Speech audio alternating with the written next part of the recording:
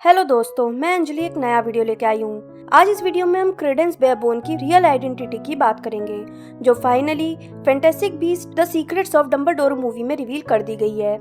इसलिए ये video spoiler से भरा हुआ है और अगर आपने अब तक ये मूवी नहीं देखी है और देखना चाहते हैं तो इस वीडियो को अपने रिस्क पर ही देखें। तो अब तक हम जानते हैं कि क्रेडेंस बेयरबोन मेरी लो बेयरबोन का अडॉप्टेड बेटा था।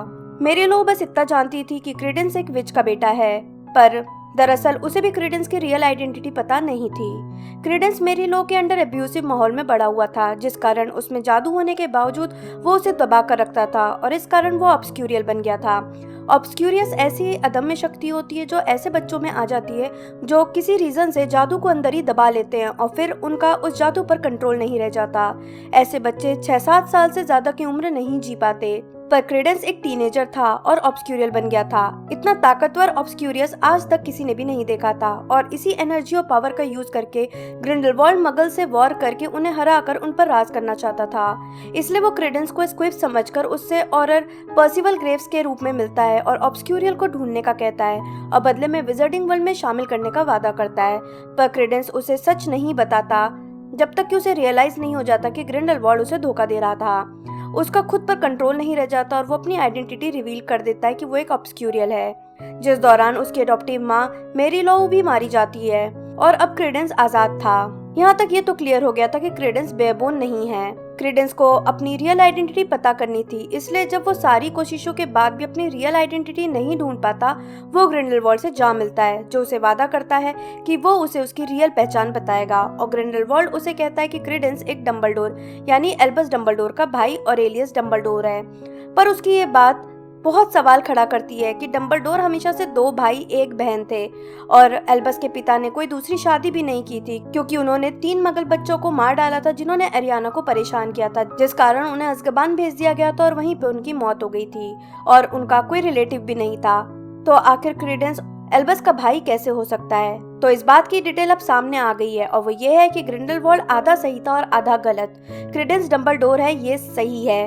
फीनिक्स जरूरत होने पर फंसे हुए डंबलडोर के पास आ जाता है, इसलिए फीनिक्स क्रेडेंस के पास आया था और ये बात भी सही है। पर वो डंबलडोर का भाई नहीं है, वो एल्बस के भाई एबरफोर्ड डंबलडोर का बेटा है, जिसकी गर्लफ्रेंड गॉड्रिक विलेज में ही रहती थी, पर उसे वहां से निकाल दिया गया था और उस दौरान वो प्रेग्नेंट थी। फिर जैसे क्राइम्स ऑफ ग्रिंडलवाल्ड में बताया गया कि यूसुफ कामा की मां को कॉर्वस लेस्ट्रेंज ने किडनैप कर लिया था और उससे लीटा पैदा हुई थी, पर पैदा होते ही उसकी मां मर जाती है, जिस कारण कॉर्वस दूसरी शादी कर लेता है और कॉर्वस सेकंड नाम का लड़का पैदा होता है, जिसे मारने के लिए यूसुफ का पिता यूसुफ को भेजता है, जिस कारण कॉर्वस सीनियर लीटा और कॉर्वस सेकंड को इरमा नाम की हाफ एल्फ के साथ शिप से दूसरी शहर भेज देता है।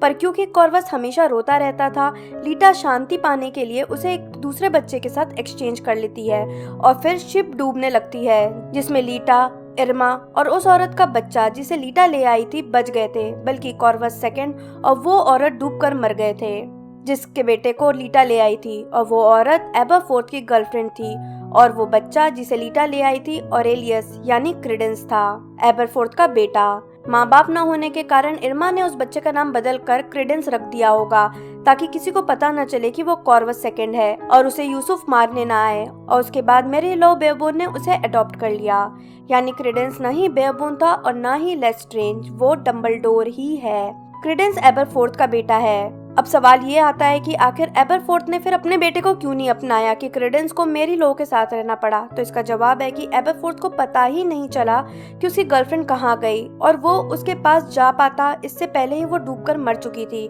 और जैसा सभी को लगता था, उसे भी लगा था कि वो बच्चा साथ में डूबकर मर गया। और ऑरेलियस का नाम क्योंकि अब क्रेडेंस बेयरबोन था, इसलिए एबरफोर्थ को कभी पता ही नहीं चल पाया कि उसका एक बेटा भी है और वो जिंदा है। ना ही एल्बस को ये बात पता चल पाई, क्योंकि जैसा वो खुद कहते थे कि उन्होंने कभी अपने परिवार की तरफ ध्यान ही नहीं दिया। तो ये थी क्रेडेंस बेयरबोन यानी ऑरेलियस डंबलडोर की रियल आइडेंटिटी की पूरी कहानी। हालांकि अब क्योंकि वो ऑब्सक्यूरियल है, इसलिए वो अब काफी बीमार हो चुका है और उसके पास अब ज्यादा समय नहीं बचा है, जैसा कि सीक्रेट्स ऑफ डंबलडोर मूवी में बता दिया गया है। और शायद अब जल्दी ही क्रेडेंस मर जाएगा, क्योंकि वैसे भी ऑब्सक्यूरियल अनस्टेबल होते हैं और एक ऑब्सक्यूरियल के लिए ऑलरेडी क्रेडेंस जितनी लंबी जिंदगी जीना अनयूजुअल बात थी। आपका क्या सोचना है इस बारे में मुझे नीचे कमेंट बॉक्स में बताएं। वीडियो को लाइक और शेयर करना बिल्कुल ना भूलें। मैं जल्दी ही नए वीडियो के साथ वापस आऊंगी। तब तक के लिए बाय बाय।